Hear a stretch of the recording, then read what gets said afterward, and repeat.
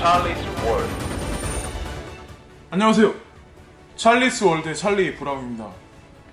다시 오랜만에 카메라를 켜고 녹음을 시작을 했는데 그냥 짜잘짜잘한 뉴스를 지금 말씀드리는 게 사실 별 도움이 안 될 것 같고, 조금 이제 거시적인 관점에서 제가 이제 생각한 게 몇 개 있거든요. 몇 가지 정보를 보고 그리고 정리를 해서 제가 이제 그걸 간추린 게 있어요. 그래서 오늘 이 영상은 이제 그거에 대해서 말씀을 드리는 거고, 물론 이 영상에 관해서 믿음을 가지신 분들은 이 사람 이렇게 생각하니까 대충 그림을 나도 이렇게 그리면 좋을 것 같다, 그리고 나도 이렇게 생각하는데 찰리 브라운하고 동감하는구나, 이런 생각이 비슷하구나, 이러신 분들 분명히 계시고, 아니면 반대로 얘는 뭘 또 개소리야, 딱 이렇게 하시는 분들 분명히 계실 거예요. 근데 중요한 거는 뭐 어쨌든 참고가 되라고 제가 이 영상은 만든 거고요. 그래서 일단 영상을 시작을 할게요. 그래서 제가 이 주제는 뭐냐면 2018년도 4쿼터, 그러니까 지금 4쿼터잖아요. 이제 연말로 넘어가면서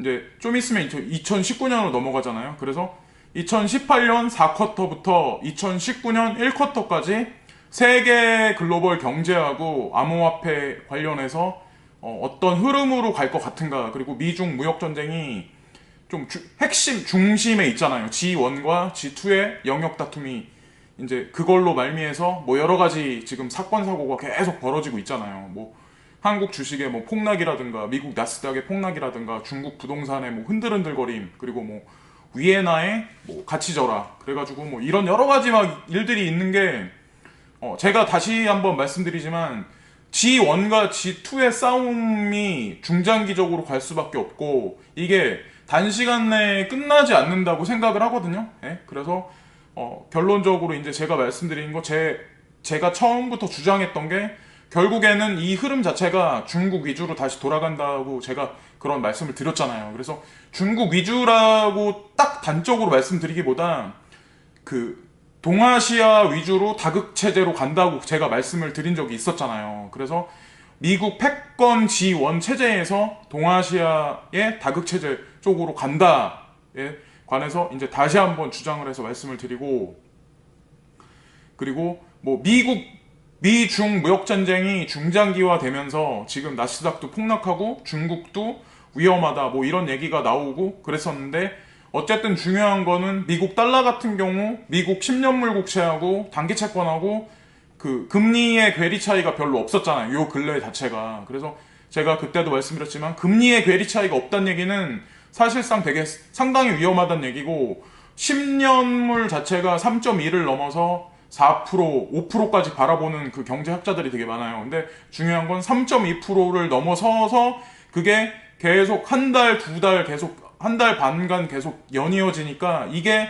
결국에는 미국 주식시장의 폭락으로 결국에 이루어진 거거든요, 사실 솔직히 말씀드리면. 그리고 이탈리아 은행이 문제가 생겼어요. 이탈리아 은행이 문제가 생기면서 ECB 자체 유로 같은 경우도 문제가 생기면서, 제가 그때도 말씀드렸지만 MFCI랑 FTSI 있잖아요, 신흥국 지수. 근데 그거에 관해서도 제가 그때도 말씀드렸지만 유럽의 자금이 들어오는 그 문호를 열어준 거고, 미국 쪽에 들어가 있었던 달러화 자금이 중국 시장으로 잠정적으로 계속 들어올 수 있는 그런 게이트를 열어준 거라고 그때 말씀드렸잖아요. 그 신흥국 지수를 오픈을 했기 때문에 양쪽 크게 보면은 그 ECB 유로하고 그리고 미국 쪽에 그 신흥국 지수 중국에 관한 그거를 열어줬잖아요. 그래서 결국에는 그렇게 되고 있는 현재 상황인데, 미국채가 3.2%가 그러니까 지금 장기화로 거듭되니까 4% 진입되는 거를 예상을 한 게 JP모건 CEO가 아마 그런 예상을 한 게 아마 그 기사에 분명히 나올 거예요. 그래서 그게 뭐 그 사람이 맞다 틀리다를 말하는 게 아니라 미국 쪽에서 거대 금융그룹을 이끄는 수장인 CEO가 그런 발표를 직접적으로 했다는 얘기는 의미가 있다는 생각을 하거든요. 그래서 결국에는 나스닥의 대폭락이 있었고, 제가 이제 그리고 한국 주식시장 같은 경우도 되게 안 좋았잖아요. 계속해서 지금까지도 별로 안 좋잖아요. 그리고 되게 중요한 게 그 현대자동차가 전년 이제 순이익 대비해서 마이너스 76%를 기록했잖아요. 그래서 완성차 업계에 되게 많은 큰 타격이 왔잖아요. 그래서 그거에 관해서도 그냥 뭐 현대자동차 뭐 나하고 상관없다고 딱 이렇게 생각하시기보다 조금 큰 관점에서 바라보시는 게 낫고, 이제 제가 이 경제 문제하고 미중 무역 전쟁하고 지금의 이제 그 주식이 폭락하고 이런 거에 관해서 말씀드리는 거는 사실상 거시적으로 암호화폐의 투자에 관해서 거시적으로 보려면 상관관계가 되게 크다는 거죠. 그래서 어쨌건 중요한 건 결국에는 미국 통화 시스템 달러에 관한, 그리고 미국 패권에 관한 그게 결국엔 흔들흔들거려서 이전하는 지금 과정인데, 중요한 거는 이렇게 된다고 저는 이제 생각을 하거든요. 지금 현재 나스닥이 폭락돼 있잖아요. 그리고 중국 시장도 안 좋고 한국 시장도 안 좋고 전 세계가 안 좋잖아요. 근데 미국 중간 선거 전후루에서 아마 훈풍이 돌 확률이 되게 높고, 그래서 뭐 주식이 됐든 뭐 부동산이 됐든 훈풍이 분명히 돌 거예요. 근데 그 훈풍이 도는 거는 올해 연말이 아마 끝일 거다. 그걸 끝으로 해서 제가 개인적으로 생각했을 땐 미국 주식 시장이든 주택 시장이든 뭐 채권 시장이든 아마 채권 금리는 아마 더 올라갈 거예요. 왜냐면 돈이 달러에서 빠져나갈 확률이 되게 높거든요. 중장기, 그러니까 연말로 가면 갈수록. 그래서 미국 주식 시장은 다시 선거 전후루에서 아마 훈풍이 돌 확률이 되게 높고, 그리고 그렇게 되면서 중국 위엔화가 다시 더 약세가 될 확률이 되게 높아요. 그래서 그렇게 될 확률이 높고, 미국 달러의 강세로 인해서 중국이 이제 뭐 망했다, 중국 부동산 뭐 버블, 뭐 중국 경제, 뭐 중국 주식 어쩌느니 하면서 뭐 그런 뉴스들이 아마 대거 나올 확률이 많죠. 이제 그렇게. 근데 제가 이제 바라보는 관점 뭐냐면, 그런 뉴스가 나오고 미국 주식시장이 다시 이제 오르고 채권 금리는 안정화되고, 그런데 그게 얼마 못 간다는 거죠.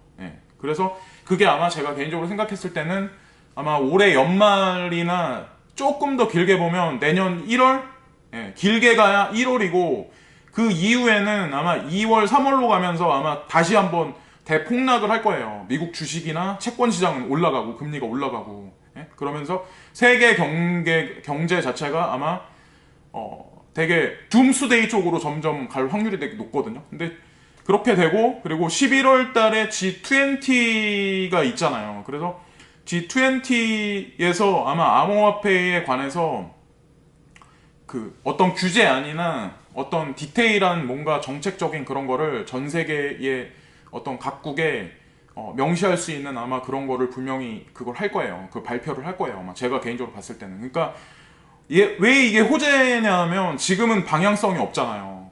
그러니까 뭐 미국이 뭐라고 한다도 중요하지만 G20라는 거는 글로벌에서 결정을 하는 거 아니에요. 그러니까 강대국 G7이 그 껴있는 그 전 세계에 있는 20개 국가의 수장들이 모여서 그 정책에 관련된 사람들이 모여서 결론을 내는 건데, 기존에는 G20를 해도 암호화폐에 관해서 아마 정책이 안 났을 거예요. 근데 제가 그때도 제 영상에서 말씀드렸지만, 그 한국 같은 경우는 한국 정부가 암호화폐 ICO랑 뭐 관련 법령에 관해서 입장 발표를 확실히 할 거다라는 뉴스를 분명히 냈잖아요. 그래서 무슨 의원이 그거에 관해서 이제 발표를 했고, 아마 그렇게 할 확률이 높고, G20에서 나오는 그런 거에 관해서 이제 같이 1년에 묶어서 아마 같이 정책이 나올 확률이 높은데, 제가 이제 개인적으로 바라보는 건 뭐냐면, 규제라고 해서 그거를 억압하고 없애고 뭐 이렇게 뭐 철컹철컹이 아니라, 규제안을 내므로써 철컹철컹 한 놈들은 철컹철컹 시키고, 괜찮은 ICO나 뭐 개발진도 탄탄하고, 그리고 대기업이 껴있는 거나 뭐 상위 클래스에 있는 약간 그런 것들은 조금 더 이렇게 상위 쪽으로 올라갈 확률이 높다는 거죠. 그리고 자금 시장도 분명히 긍정적으로 흘러갈 확률이 저는 높다고 생각을 하거든요. 이런 규제안이 나오면서. 그래서 지금 되게 불안해.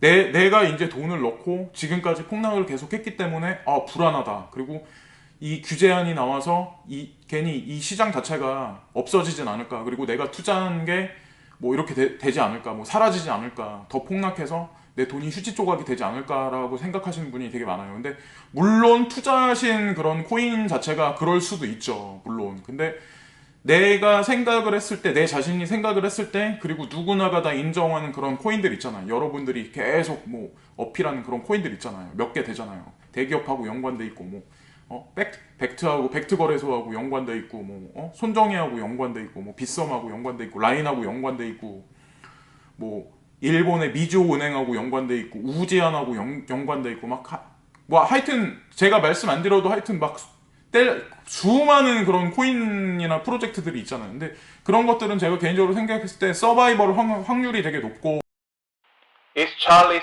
World. 스테이블 코인이 등장했다고 해도 스테이블 코인은 스테이블 코인이고 지금 우리가 거래소에서 투자하는 코인은 투자하는 코인이라는 거죠. 스테이블 코인이 대기업에서 발행을 하고 앞으로도 아마 계속해서 나올 확률이 높지만 그것들이 중간중간에 있으면서 지금 암호화폐하고 연관해서 지금 현재 우리가 쓰는 지폐, 피아트 머니를 은행을 통해서 빨아들이고 그리고 그 스테이블 코인이 암호화폐 시장하고 연동을 해서 아마 같이 움직일 확률이 되게 높죠. 그러니까 그 하나의 단계이지 스테이블 코인이 지금 현재 있는 뭐 SC 저장 코인이나 뭐 에이다나 오미세고나 이런 거를 대신할 수는 없다는 거죠. 물론. 그래서 어쨌건 그 경계는 분명히 있다고 생각을 하기 때문에 너무 염려하실 필요는 없다는 생각을 하고 이제 연말까지는 미국 경제가 그냥 나쁘지 않게 흘러가고 중국 시장이 악재로 막 하면서 이제 그 시점이 지나잖아요. 그러면은 미국이 지금 주식시장이 전례 없는 정고점을 찍고 막 이렇게 되는데 지금 미국 국채 10년물이 계속해서 3.2에서 넘어가가지고 이제 4% 도달하고 그거 이상 넘어간다는 그런 의견이 되게 많거든요. 그 얘기는 뭐냐면 미국에서도, 그러니까 중국에서도 그 채권을 계속 못 사주고 최대 채권국이었잖아요. 근데 계속 팔아대고 있고 일본 같은 경우도 아베노믹스를 이제 올 연말이 끝으로 해서 아마 중단을 할 거예요. 그럼 아베노믹스를 중단한다는 얘기는 미국 채권을 더 이상 사줄 수가 없다는 얘기죠. 그럼 투자한 돈이 없다면 결국에는 그 미국 쪽에 투자했던 자금이 점점 빠져나온다는 거죠. 점점 빠져나와서 그게 중국 시장으로 흘러 들어가는데 그게 아까 제가 말씀드렸던 신흥국 지수 그거를 통해서 계속해서 지금도 계속 아마 흘러 들어오는 걸로 알고 있어요. 제가 개인적으로 알고 있기는. 그래서 짐 모리스 세계 3대 투자가들 아시잖아요. 그래서 그 중에 한 명인 짐 모리스 같은 경우도 미국 주식 시장이 전고점에 있기 때문에 자기는 지금 그러니까 그 중국 주식을 사고 있다라는 그거에 관해서 이제 발표를 했어요. 뭐 예를 들어서 그거를 믿으실 분도 있고, 나는 안 믿는다 이렇게 말씀하실 분들도 분명히 있죠. 예? 그래서 어쨌건 중요한 거는 펀더멘탈 없는 상태에서 지금 트럼프의 감세 정책으로 인해서 기업들이 자사주를 매입해서 지금 버블을 형성한 시기이기 때문에 그거에 관해서 너무 많이 믿으시면 안 된다는 거. 그리고 지금 이제 중국 시장이 꺼지고 전 세계에 있는 신흥국 시장이 주식 시장이든 경제가 꺼지면서 미국만 아마 그 중간 선거 전후로 해서 좋아질 거라는 그런 거에 관해서 매스컴에 계속 아마 흘러나올 확률이 되게 높죠. 근데 그거는 제가 다시 한번 강조해서 말씀드리지만 그러니까 시한부 인생이다. 얼마 못 간다.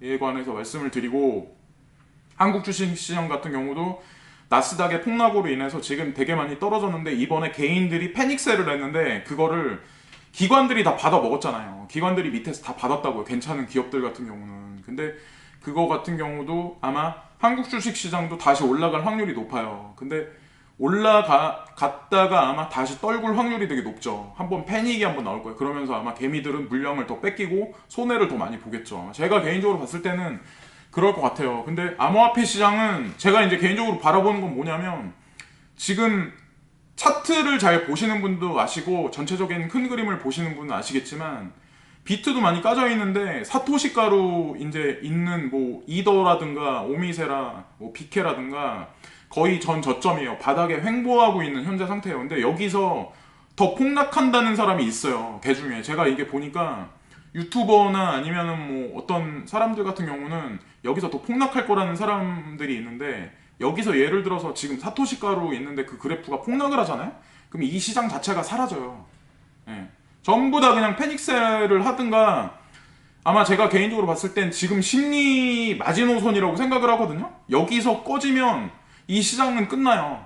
예, 제가 개인적으로 이건 보는 관점이기 때문에 이제 뭐 저한테 이제 욕하시는 분들도 있겠지만 저는 이제 그렇게 바라본다는 거죠. 예, 그래서 이게 지금 제가 개인적으로 바라봤을 땐 최저점이다. 예, 최저점이다라는 생각을 하고 11월 달에 호장이 다시 와서 이제 훈풍이 서서히 돌지 그건 모르겠지만 중요한 건 결국에는 미국의 위에나의 문제, 그리고 미국의 달러 패권의 문제, 그리고 전 신흥국 시장의 ECB가 지금 그 이탈리아 은행 때문에 지금 흔들흔들거리잖아요. 그런 문제들이 결국에는 복합적으로 작용을 하면 현재 우리가 사용하고 있는 피아트머니 체계 시스템에 결국 문제가 발생하고, 그걸 알기 때문에 손정희의 소프트뱅크도 이쪽 시장에 돈을 계속 투자를 하는 거고, 미주 은행도 마찬가지로 계속 일본에 있는 그 거대 은행도 계속 투자를 하는 거고, 골드만삭스, JP모건 이런 사람들조차도 다 투자를 하는 거고, IBM도 마찬가지로 스텔라 로맨을 통해서 이쪽 시장에 계속해서 그 자금을 계속하고 넣고, 그리고 계속해서 자기네 그 어떤 그 커뮤니티를 계속 형성을 하는 거잖아요. 그리고 전 세계 뭐 거대 블록체인 연합을 가지고 있는 리플 같은 경우도 알게 모르게 호재를 계속 내지만 가격은 안 오르잖아요. 근데 중요한 건 그게 안 좋아서라기보다 제가 이제 개인적으로 바라보는 건 뭐냐면, 개인들한테 돈을 벌어주고 싶지 않기 때문에 뉴스거리는 계속 내고, 사실적으로 뉴스도 나오고, 뭔가 체계도 잡아가고 있고, 법률도 뒷구녕에서는 각국 정부는 계속해서 이렇게 움직이고 있다는 거죠. 그래서 그거에 관해서 저한테 이제 제가 이런 뉴스를 하거나 이런 말을 하면 근데 왜 안 올라? 이렇게 말하시는 분이 있어요. 그러면 그런 사람은 그냥 팔고 나가세요. 예, 팔고 나가서 부동산을 사시든 아니면은 어디 자영업을 권리금을 잔뜩 주고 몇 억을 주고 자영업을 하시든 아니면 사업을 하시든 그렇게 하세요. 제가 개인적으로 봤을 땐 지금 현재 상황에 부동산보다 그 변변치 못한 자영업보다 그리고 어떻게 변변치 못한 자기가 생각하는 뭔가 사업거리보다 이게 더 안전하다는 거죠.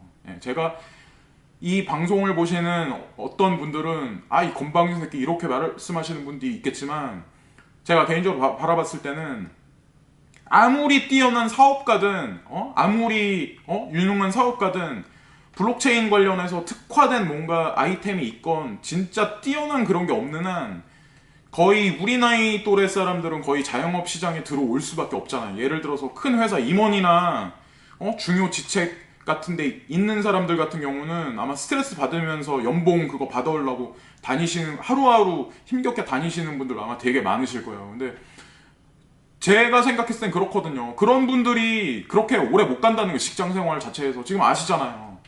카풀 생겨가지고 지금 택시업계 위험하죠. 그리고 한국 주식시장 지금 현대자동차 76% 폭락했잖아요.